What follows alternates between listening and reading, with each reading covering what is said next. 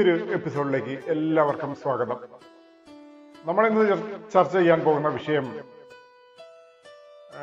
നമ്മുടെ പിണറായി സർക്കാർ മൂന്നാം പ്രാവശ്യവും വരും എന്നുള്ളതിനുള്ള പ്രഖ്യാപനവുമായി വന്നിരിക്കുന്ന ആ ഒരു സാഹചര്യത്തിൽ പുതിയൊരു പ്രഖ്യാപനമാണ് LDF സർക്കാർ മുന്നോട്ട് വെച്ചിരിക്കുന്നത്. അതൊക്കെ എന്തൊക്കെയാണെന്ന് നമുക്കൊന്ന് മനസ്സിലാക്കണം. തീർച്ചയായും CPM കഴിഞ്ഞ തദ്ദേശ സ്വയംഭരണ തെരഞ്ഞെടുപ്പിൽ വളരെയധികം തോൽവികളും അനുഭവങ്ങളും ഒക്കെ മനസ്സിലാക്കിയ സ്ഥിതിക്ക് ഇനി അടുത്ത് വരാൻ പോകുന്ന നിയമസഭാ തെരഞ്ഞെടുപ്പിൽ CPM എന്ത് ചെയ്യും, നമ്മുടെ LDF സർക്കാരിന്റെ ഒരു കക്ഷിയായ CPM എന്ത് ചെയ്യും എന്ന് നമുക്കൊന്ന് നോക്കണമല്ലോ. അപ്പോൾ കഴിഞ്ഞ തദ്ദേശ സ്വയംഭരണ തെരഞ്ഞെടുപ്പിലെ തോൽവിക്ക് ശേഷം പുതിയ പ്രഖ്യാപനങ്ങളുമായിട്ടാണ് CPM സർക്കാർ മുന്നോട്ട് വന്നിരിക്കുന്നത്. അപ്പോൾ CPM ഇതാ ജനങ്ങൾക്കിടയിലേക്ക് പുതിയൊരു പ്രഖ്യാപനവുമായി വരാൻ പോവുകയാണ്.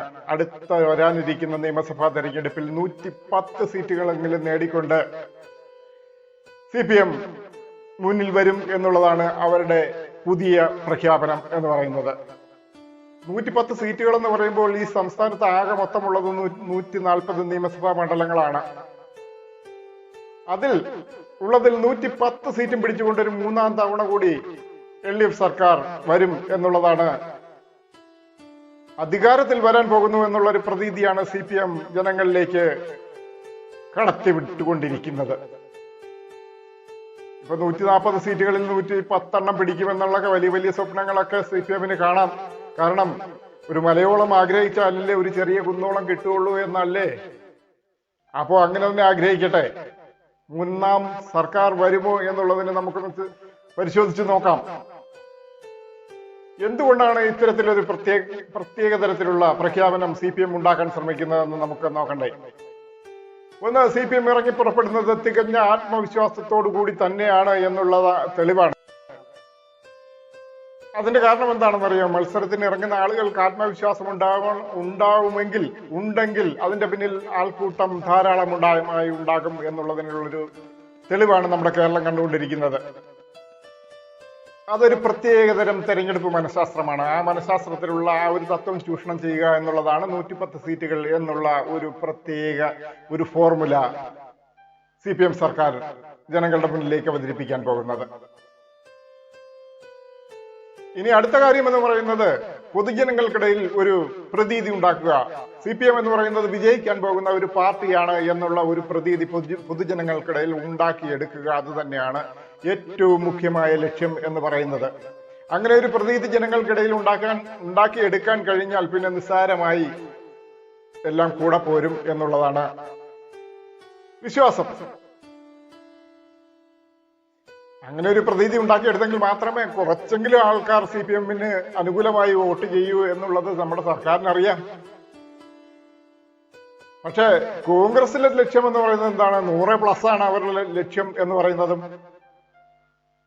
110 LDF സർക്കാർ പിടിക്കുമെങ്കിൽ 100+ കോൺഗ്രസ് സർക്കാർ പിടിക്കും എന്നുള്ളതാണ് അവരുടെയും ആത്മവിശ്വാസം. അവരും ജനങ്ങളിലേക്ക് പാസ് ചെയ്യാൻ ശ്രമിക്കുന്ന ഒരു ഫോർമുല എന്ന് പറയുന്നത് ഇത് തന്നെയാണ്. അങ്ങനെ കോൺഗ്രസും UDF-ഉം 100 എന്നുള്ളൊരു ടാർഗറ്റ് വെച്ച് കഴിഞ്ഞാൽ പിന്നെ ഉള്ളത് BJP ആണ്. അവർ ഒരു മിഷൻ കേരള പദ്ധതിയും അവർ പ്ലാൻ ചെയ്തിട്ടുണ്ട്. അതിന്റെ അണിയറ ചർച്ചകൾ അവർ നടത്തിക്കൊണ്ടിരിക്കുകയാണ്. അവരുടെ ഇത്തവണത്തെ ലക്ഷ്യം എന്ന് പറയുന്നത് കേരളത്തിൽ 40-ലേറെ നിയമസഭാ സീറ്റുകൾ നേടിയെടുക്കുക എന്നുള്ളത് മാത്രമാണ് BJP-യുടെ ഈ പ്രാവശ്യത്തെ ലക്ഷ്യം എന്ന് പറയുന്നത്. ഒരൊറ്റ സീറ്റ് പോലും ഉണ്ടാകാതിരുന്ന ഒരു കാലമുണ്ട് BJP-ക്ക്. അതാരും മറക്കണ്ട. 2016-ലാണ് O രാജഗോപാൽ നിയമത്തിൽ നിന്ന് ജയിച്ചിട്ട് അവരുടെ അക്കൗണ്ട് നിയമസഭയിൽ തുറക്കുന്നത്.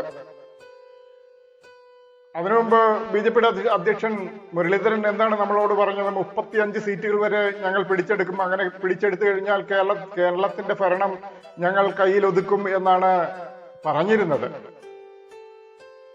അങ്ങനെ പാർട്ടി കേരളത്തിൽ ഒന്നുമല്ലാതിരുന്ന ഒരു സമയത്ത് വരെ BJP കേരളത്തിൽ 35 സീറ്റോളം സ്വപ്നം കണ്ടിട്ടുണ്ട്.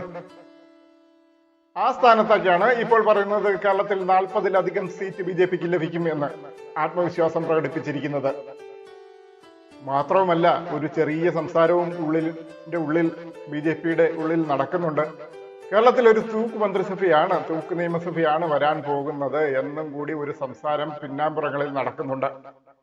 അങ്ങനെയാണെങ്കിൽ ഈ തൂക്ക് നിയമസഭ നിലവിൽ വരണമെങ്കിൽ കുറഞ്ഞതൊരു 10 സീറ്റെങ്കിലും BJP പിടിച്ചിരിക്കണം. അത് പിടിക്കും എന്നുള്ള ആത്മവിശ്വാസത്തോടു കൂടിയാണ് തന്നെയാണ് അവർ പറയുന്നത്. അങ്ങനെയാണെങ്കിൽ മാത്രമേ സംസ്ഥാനത്തൊരു മന്ത്രിസഭ തൂക്ക് മന്ത്രിസഭയായി മാറുകയുള്ളൂ, തൂക്ക് നിയമസഭയായി മാറുകയുള്ളൂ. അപ്പോഴാ 10 സീറ്റ് അവർ ഉറപ്പിച്ചിട്ടുണ്ടോ എന്ന കാര്യത്തിൽ നമുക്കൊരു ഉറപ്പുമില്ല. ഇനി സീറ്റ് കിട്ടിക്കഴിഞ്ഞെങ്കിൽ മാത്രമേ നമുക്ക് ഉറപ്പിക്കാൻ കഴിയുകയുള്ളൂ. എങ്ങനെയായാലും ഈ 100 സീറ്റിന്റെ കണക്കെന്ന് പറയുന്നത് ആദ്യമായി സെറ്റ് ചെയ്തത് നമ്മുടെ പ്രതിപക്ഷ നേതാവ് VD സതീശൻ തന്നെയായിരുന്നു. ഈ സമയങ്ങളിൽ നമ്മുടെ കേരളത്തിൽ അതിശക്തമായ ഭരണവിരുദ്ധ വികാരങ്ങളും LDF വിരുദ്ധ വികാരങ്ങളും ഒക്കെയുണ്ട്. ആ സമയത്താണ് ഇവരുടെ ഈ 100+ എന്നുള്ള ഒരു പ്രഖ്യാപനം കൊണ്ടുവന്നിരിക്കുന്നത് VD സതീശൻ. അപ്പോൾ ഈ സമയത്ത് അവർക്ക് ഇതെല്ലാം കൂടി ചേർന്ന് വോട്ടായി അവരുടെ വോട്ട് ബാങ്കിലേക്ക് വീഴും എന്നുള്ള പ്രതീക്ഷയോടുകൂടി തന്നെയാണ് അവരും 100-ലധികം സീറ്റ് സ്വപ്നം കാണുന്നതും ജനങ്ങളിലേക്ക് പ്രചരിപ്പിക്കാൻ ശ്രമിക്കുന്നതും. 100-ലധികം സീറ്റുകൾ ഞങ്ങൾ പിടിക്കും എന്നും അവർ ഉറപ്പിച്ച് പറയുകയാണെങ്കിൽ ജനങ്ങൾ കുറച്ചെങ്കിലും അവരുടെ കൂടെ നിൽക്കുമല്ലോ. അത് തന്നെയാണ് അവരുടെ ആ ഒരു തന്ത്രവും. പക്ഷെ ഇപ്പോഴെന്ത് സാഹചര്യത്തിലാണ് 110 എന്നുള്ളൊരു കണക്ക് CPM പറയുന്നത്? അത് ഏത് സാഹചര്യത്തിലായാലും അവരും 110 സീറ്റ് പിടിക്കും എന്ന് തന്നെയാണ് ജനങ്ങളോട് ഉറപ്പിച്ച് പറയുന്നത്. നമുക്കിപ്പോഴറിയാം, ഈ തുടർഭരണം എന്നൊരു വാക്ക് ജനങ്ങളിൽ സംസാരമായി തുടങ്ങിയത് തന്നെ ഈ 2021 ശേഷമാണ്. അതിനു മുമ്പൊക്കെ എന്താണ് പറയാറുണ്ടായിരുന്നത്? ഭരണം പിടിക്കും എന്നൊക്കെയാണ് പറയാറുണ്ടായിരുന്നത്. പ്രതിപക്ഷമായാലും ഭരണപക്ഷമായാലും ഞങ്ങൾ ഭരണം പിടിക്കും എന്നൊക്കെയാണ് പറയാറുണ്ടായിരുന്നത്. തുടർഭരണം എന്ന ഒരു ആശയം 2021 മുതലാണ് നമ്മൾ കേൾക്കാൻ തുടങ്ങിയത്. കാരണം എന്താണ്? ഭരണം ഞങ്ങൾ നിലനിർത്തും എന്നുള്ള ഒരു ആത്മവിശ്വാസം ഇതുവരെയായും ഭരിച്ചുകൊണ്ടിരുന്ന ഒരു സർക്കാരും ഉണ്ടാക്കിയിരുന്നില്ല. അതുകൊണ്ട് തന്നെയാണ് കേരളത്തിന്റെ നമ്മുടെ മലയാളികളെ സംബന്ധിച്ചിടത്തോളം ഒരു പരമ്പരാഗത രീതി എന്ന് പറയുന്നത് ആൾട്ടർനേറ്റീവ് സർക്കാരിനെ ഉണ്ടാക്കിയെടുക്കുക എന്നുള്ളതാണ്. ഈ പ്രാവശ്യം LDF ആണെങ്കിൽ അടുത്ത പ്രാവശ്യം കോൺഗ്രസിനെ തന്നെ നമ്മുടെ കേരളത്തിലെ ജനങ്ങൾ തിരഞ്ഞെടുത്തുകൊണ്ടേയിരിക്കുന്ന അങ്ങനെ ഒരു ആൾട്ടർനേറ്റീവ് മന്ത്രിസഭയാണ് നമ്മുടെ കേരളത്തിൽ വന്നുകൊണ്ടിരുന്നത്. അതുകൊണ്ട് തന്നെ ഭരണത്തിലേക്ക് തുടരാൻ പോകുന്നു എന്നുകൊണ്ട് തന്നെ ആ ഒരു ആശയം ഒരു സർക്കാരും ഇതുവരെ പറഞ്ഞുകൊണ്ട് വോട്ട് പിടിച്ചിട്ടില്ല. പക്ഷെ ഞങ്ങൾ ഈ പ്രാവശ്യം ഭരണം പിടിക്കും എന്ന് പറയുന്ന പ്രതിപക്ഷത്തെയാണ് നമ്മൾ കണ്ടിട്ടുള്ളത്. സംഭവിച്ചിട്ടുള്ളതും അങ്ങനെയൊക്കെ തന്നെയാണ്. പക്ഷെ 2021 അത്ഭുതകരമായ ഒരു തുടർഭരണം നമ്മുടെ സർക്കാർ ഉണ്ടാക്കിയെടുത്തിരിക്കുന്നത്. അവിടെ മുതലാണ് ഒരു തുടർഭരണം എന്നുള്ള ഒരു സംസാരം തന്നെ ജനങ്ങളിലേക്ക് പാസ്സായി തുടങ്ങിയത്, സ്പ്രെഡായി തുടങ്ങിയത്. അപ്പോൾ ഇനിയും തുടർഭരണം ഉണ്ടാകുമോ? ആ തുടർഭരണം തന്നെയാണ് ഇപ്പോഴും നമ്മുടെ CPM പാർട്ടി ആഗ്രഹിക്കുന്നത്, LDF സർക്കാരാണ് ആഗ്രഹിച്ചുകൊണ്ടിരിക്കുന്നത്. അവർ തന്നെയാണ് അത്തരത്തിൽ 110 സീറ്റുകൾ ഞങ്ങൾ പിടിച്ചുകൊണ്ട് തുടർഭരണം ഞങ്ങൾ നിലനിർത്തും എന്ന് ഉറപ്പിച്ച് പറയുന്നത് ആത്മവിശ്വാസത്തോടു കൂടി. അത്തരമൊരു ആത്മവിശ്വാസമാണ് ജനങ്ങളെ വീണ്ടും LDF സർക്കാരിന്റെ കൂടെ നിർത്തുവാൻ ഉള്ള ഒരു പ്രചോദനം അവർ ജനങ്ങളിലേക്ക് സൃഷ്ടിച്ചെടുക്കുന്നത്. എന്നാൽ ഇപ്പോഴതെല്ലാം മാറിയിട്ട് എന്താണ് പുതിയ പ്രഖ്യാപനങ്ങൾ? ഞങ്ങൾ 110 സീറ്റ്, ഞങ്ങൾ 100 സീറ്റ്, ഞങ്ങൾ 40 സീറ്റ് എന്നൊക്കെ ഉറപ്പിച്ച് പറഞ്ഞുകൊണ്ട് ഞങ്ങൾ ഇത്രയും പിടിക്കും എന്നുള്ള ആ ഒരു ഉറപ്പിച്ച് പറഞ്ഞുകൊണ്ടുള്ള ആത്മവിശ്വാസമാണ് ജനങ്ങളിലേക്ക് കടത്തിവിട്ടുകൊണ്ടിരിക്കുന്നത്. നേരത്തെ നമ്മൾ സൂചിപ്പിച്ച പോലെ ആകെ 140 നിയമസഭാ മണ്ഡലങ്ങളെ കേരളത്തിലുള്ളൂ. അപ്പൊ ഈ തരത്തിലുള്ള മുന്നണികൾക്കെല്ലാം ഇങ്ങനെ 100, 110, 40 ഒക്കെ കിട്ടണമെങ്കിൽ നമ്മൾ അയൽ സംസ്ഥാനങ്ങളിലെ കർണാടകത്തിലെയോ അല്ലെങ്കിൽ തമിഴ്നാട്ടിലെയോ ഒക്കെ നിയമസഭാ മണ്ഡലങ്ങൾ നമ്മൾ കേരളത്തിലോട്ട് ചേർക്കേണ്ടി വരും, അല്ലേ? ഏതായാലും ഇത്തരത്തിലുള്ള 2026 കടക്കുമ്പോൾ ഇത്തരത്തിലുള്ള ഈ പുതിയ പ്രഖ്യാപനങ്ങളാണ് നമ്മുടെ സർക്കാരുകളും പ്രതിപക്ഷ പാർട്ടികളും എല്ലാം മുന്നോട്ട് വയ്ക്കുന്നത്. എന്തുകൊണ്ടാണ് 110 സീറ്റ് എന്ന് പറയുന്ന ഒരു യാഥാർത്ഥ്യവുമില്ലാത്ത ഒരു പ്രഖ്യാപനം ജനങ്ങളുടെ മുന്നിലേക്ക് CPM സർക്കാർ വയ്ക്കുന്നത്? ഇതാണ് കാരണം. കഴിഞ്ഞ തദ്ദേശ തിരഞ്ഞെടുപ്പിൽ വലിയ തിരിച്ചടിയാണ് ഉണ്ടായിരിക്കുന്നത്. ആ തിരിച്ചടിയൊക്കെ തരണം ചെയ്യണമെങ്കിൽ ഇങ്ങനെ ഒരു പ്രഖ്യാപനം നടത്തി ജനങ്ങളിൽ ആത്മവിശ്വാസം ഉണ്ടാക്കിയെടുക്കുക എന്നുള്ളതാണ്. കൂട്ടത്തിൽ നിൽക്കുന്ന അണികളാണ് താഴെത്തട്ടിൽ പണിയെടുക്കുന്നത്. അപ്പൊ അവരെ ആത്മവിശ്വാസത്തോടു കൂടി കൂടെ നിർത്തുക എന്നുള്ളതാണ് CPM-ന്റെ ഒരു ഫോർമുല എന്ന് പറയുന്നത്. അവരെ പറഞ്ഞു വിശ്വസിപ്പിക്കുക, ഈ 110 സീറ്റ് നമ്മൾ കറക്റ്റായിട്ട് നമ്മൾ കൃത്യമായി നേടിയിരിക്കും എന്നുള്ള ഒരു വിശ്വാസം അണികൾക്കിടയിലേക്ക് സ്പ്രെഡ് ചെയ്യുക എന്നുള്ളതാണ്. അവരാണ് അടിത്തറയിൽ പ്രവർത്തിക്കേണ്ടവർ. അവർ പ്രവർത്തിച്ചെങ്കിൽ മാത്രമേ ഈ 110 എന്നുള്ള ടാർഗറ്റിലേക്ക് എത്താൻ സാധിക്കുകയുള്ളൂ എന്ന് CPM-ന് വ്യക്തമായി അറിയാം. അതിനുവേണ്ടിയാണ് ഈ ഒരു അടിസ്ഥാന സംഖ്യ എന്ന് പറയുന്ന 110 എന്ന് പറയുന്ന ഒരു മാജിക്കൽ നമ്പർ അവർ പറഞ്ഞു വെക്കുന്നത്. അത് മാത്രമല്ല, പൊതുജനങ്ങൾക്കിടയിൽ ഒരു വിശ്വാസം ഉണ്ടാക്കിയെടുക്കണം. എങ്കിൽ മാത്രമേ അത് ആ ടാർഗറ്റ് അച്ചീവ് ചെയ്യാൻ പറ്റുകയുള്ളൂ. വെറുതെ 110 സീറ്റ് എന്ന് അണികൾക്കിടയിൽ മാത്രം പറഞ്ഞാൽ പോരല്ലോ, അവർ പ്രവർത്തിക്കണം. അപ്പോൾ ജനങ്ങൾക്കിടയിലും ഒരു അവബോധം ഉണ്ടാക്കിയെടുക്കണം. ഞങ്ങൾ 110 സീറ്റ് തീർച്ചയായും വാങ്ങി ജയിക്കും എന്നുള്ള ഒരു അവബോധം ജനങ്ങൾക്കിടയിലും ഉണ്ടാക്കിയെടുക്കണം. പക്ഷേ നമ്മൾ വോട്ടേഴ്സ് എന്ന് പറയുന്ന ഒരു അന്യസംസ്ഥാന തൊഴിലാളികളൊന്നുമല്ല. നമ്മൾ ഈ നാട്ടിൽ തന്നെ ജനിച്ചു വളർന്ന് ഇവിടെ ജീവിച്ചുകൊണ്ടിരിക്കുന്ന ആൾക്കാരാണ്. നമുക്ക് അറിയാം എന്താണ് ഇതിൽ നടക്കാൻ പോകുന്നത് എന്നുള്ള തിരിച്ചറിവൊക്കെ ഈ വോട്ടേഴ്സിന് ഇപ്പോൾ ഉണ്ടായി തുടങ്ങിയിട്ടുണ്ട്. എന്താണ് ഈ സംസ്ഥാനത്ത് സംഭവിച്ചുകൊണ്ടിരിക്കുന്നതെന്ന് നമുക്ക് കൃത്യമായി നമ്മുടെ വോട്ടേഴ്സിന് കൃത്യമായി മനസ്സിലാക്കാൻ സാധിക്കുന്നു എന്നുള്ളതാണ്. എന്തായാലും ഈ 110 എന്ന് പറയുന്ന ഈ സീറ്റ്, ഈ മാജിക്കൽ നമ്പർ കൊണ്ട് നിയമസഭാ തലത്തിൽ തന്നെ വലിയൊരു ചർച്ചയാണ് നടന്നുകൊണ്ടിരിക്കുന്നത്. നടക്കാൻ പോകുന്നതും അത് തന്നെയാണ്. കഴിഞ്ഞ ദിവസം പിണറായി വിജയൻ മന്ത്രിമാരെയൊക്കെ ഇരുത്തി ഒരു 3 മണിക്കൂർ നീണ്ട ഒരു വലിയ ഒരു പ്രസന്റേഷൻ ഒക്കെ നടത്തിയിട്ടുണ്ട്. ആ പ്രസന്റേഷന്റെ വിഷയം എന്ന് പറയുന്നത് വികസന രേഖ അവതരിപ്പിക്കുക എന്ന് പറയുന്നതാണ്. വികസനം എന്ന് പറയുന്ന ഒരു മുദ്രാവാക്യം ഉയർത്തിപ്പിടിച്ചുകൊണ്ട് ജനങ്ങൾക്കിടയിലേക്ക് ഇറങ്ങി ചെല്ലുക എന്നുള്ളതാണ് കണ്ടുപിടിച്ചിരിക്കുന്ന പുതിയൊരു മാർഗം. വികസനത്തിന്റെ പേരിൽ ഒരു തുടർ ഭരണം ഉണ്ടാക്കിയെടുക്കുക, ഇതാണ് ഏറ്റവും പ്രായോഗിക തരത്തിലുള്ള ഒരു മാർഗമെന്നാണ് CPM ഇപ്പോൾ മനസ്സിലാക്കിയിരിക്കുന്നത്. അപ്പോൾ ഈ വികസനം എന്ന് പറയുന്നത് ഒരു കാര്യം കേരളത്തിൽ നടപ്പാക്കിയതും കേരളത്തിൽ ആ ആശയം കൊണ്ടുവന്നതും അതുമൂലം ജനസമൃദ്ധി പിടിച്ചുപറ്റാൻ കഴിഞ്ഞതും BJP എന്ന് പറയുന്ന ഒരു സർക്കാരാണ്. അവരാണ് വികസനം എന്ന ഒരു മുദ്രാവാക്യം കേരളത്തിലേക്ക് ആദ്യമായി കൊണ്ടുവന്നത്. BJP-യുടെ ഏറ്റവും പ്രധാനപ്പെട്ട മുദ്രാവാക്യം എന്താണ്?